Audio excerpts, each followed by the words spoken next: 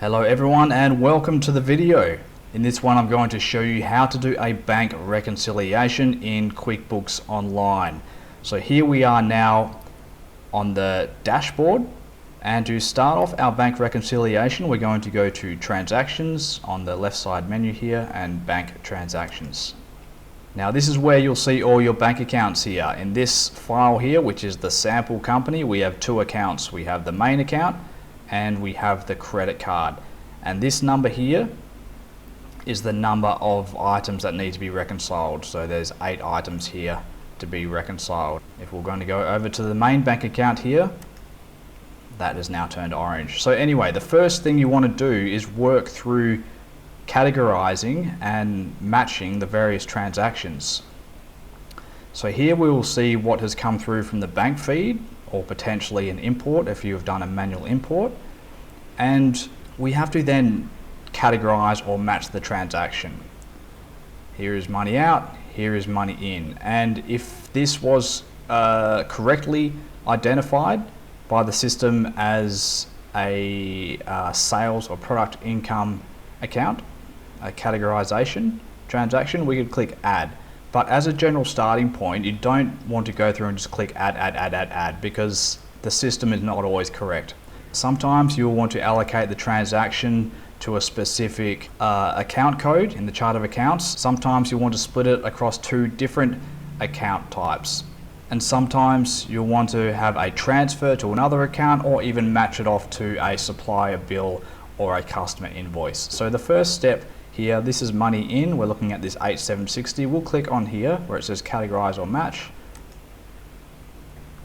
and at the top here we have a few choices. Categorize, this is when you want to put it to a specific account from the chart of accounts, which is here.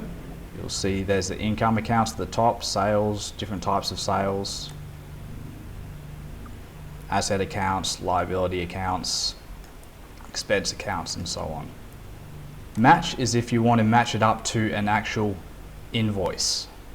So if we raised an invoice to a customer for $8,760, or rather it could have been for a different amount and it could be a part payment, for example, but if this was related to a specific invoice, then you would use the match.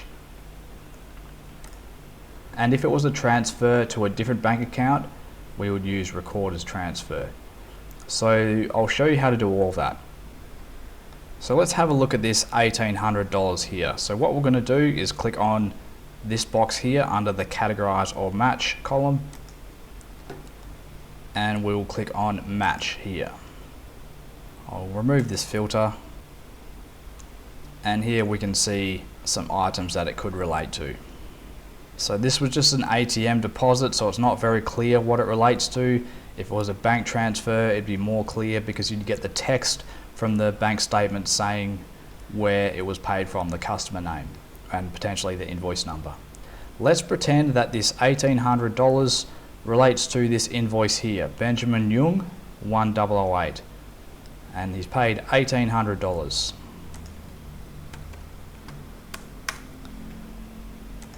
So the difference amount has now gone down to 0. Bank transaction amount 1,800, allocated against 1008, and we're going to click match. So the 12 has now gone down to 11 because we just took care of that $1,800. And if we go and have a look at that 1008 invoice, we can see it's partially paid, and we should see that $1,800 allocated to this invoice. So it was for 7,150, we received 1,800, there's 5,350 remaining. So that's how you match off an invoice. Let's go back to the bank rec. Transactions, bank transactions. Now I'll show you how to do an account code allocation. So we're not going to match, but we're going to put it directly to an expense account in this example. So we'll look at Air Express Air 345830. We'll click on this box here, and we're going to use categorize. It's going to be an expense. You can put the payee in here, that's optional. We do have to select the account. So this is Air Express Air, it sounds like travel expenses. So we're going to put it to this account here, travel expenses, general and admin. Product or service is optional. This is a way of linking a chart of account to a various product or service. We're just going direct to the chart of account in this example. Is there GST? We'll say there is GST on non-capital, a regular expense. Class, this is for job coding, not applicable here. And we're going to click on add. Transaction categorized, and now we only have 10 left over. It's gone from our list. Now let's see how you do a multiple account allocation. Let's go to this one here, support.com. And if we scroll down, we're going to click on this split button, because part of the $100 went to one type of expense and the other part went to a different type. So we can put in here a customer name. In the category, we're going to say $50 was office expenses. And you can put some more notes in here if you want. You could say there was, we bought some stationery. And that was $50 GST on that.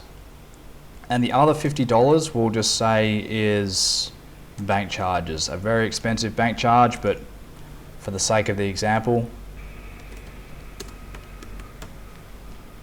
this is how it's done.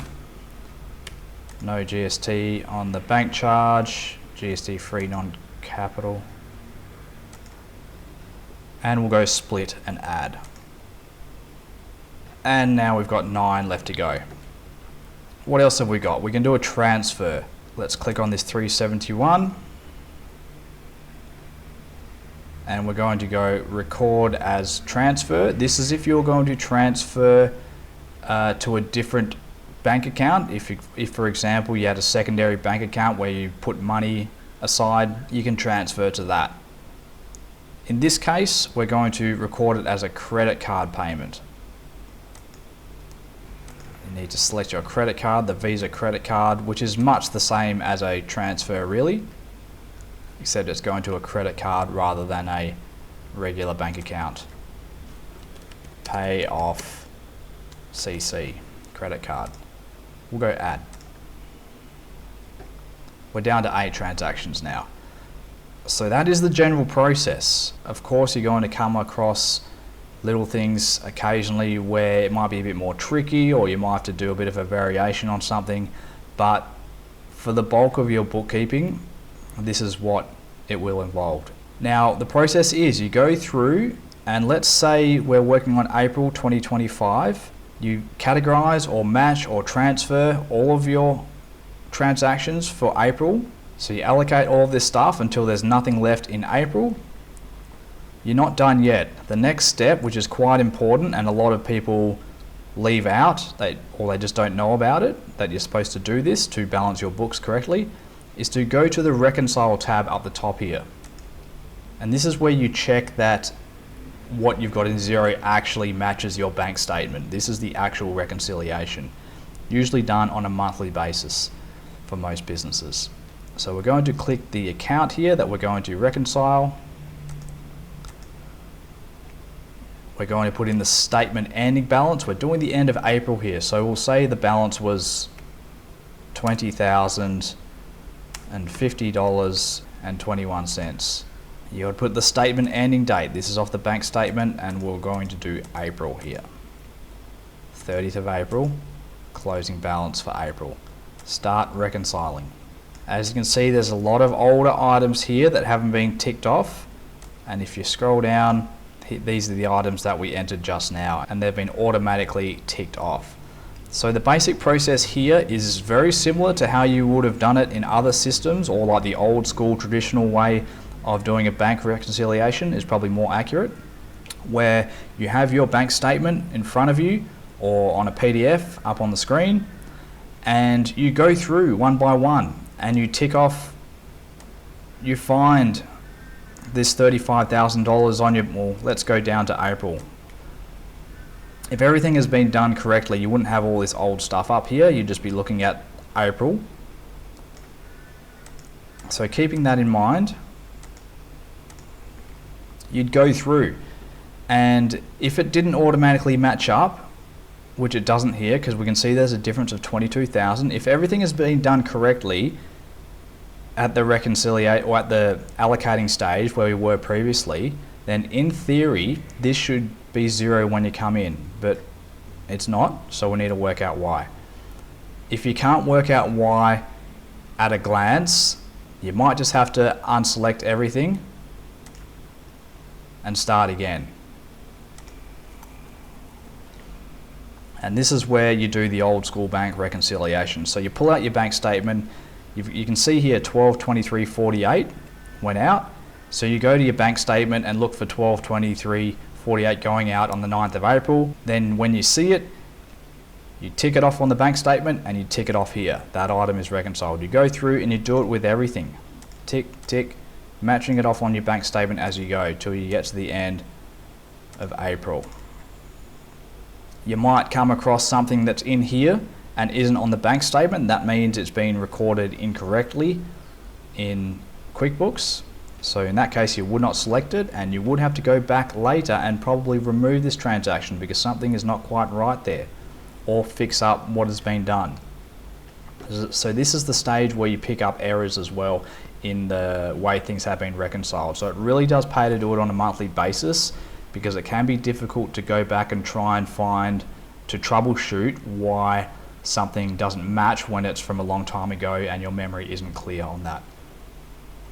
So you've gone through and you've ticked off all the items that match. We'll say that 500 wasn't on the bank statement, so we're not going to tick that. You finish April, you tick it all off, and then in theory, if everything is done correct, this would be down to 0. You would have the statement ending balance, the cleared balance. This is the figure you entered at the previous step, the amount showing on the last day from the bank statement. The cleared balance is the net in and out in QuickBooks, which is made up of 23,000 in payments and 1,800 in deposits. So the beginning balance 0 minus the payments plus the 1,800 should equal the closing balance. And when you have gone through and ticked everything off here and it all matches and the difference is now 0, you can then click Reconcile, and then next time when you come in to look at the reconciliation for this account, it'll show it as being reconciled at 30th of April with a closing balance of 20,050.21, and then you can start on May next time. So that is the general process. And I'll say again that this step here is very important. If you're not performing this step here, or if this step here isn't lining up when you do the bank reconciliation, it means that there is something in your books that has been entered incorrectly and needs to be fixed.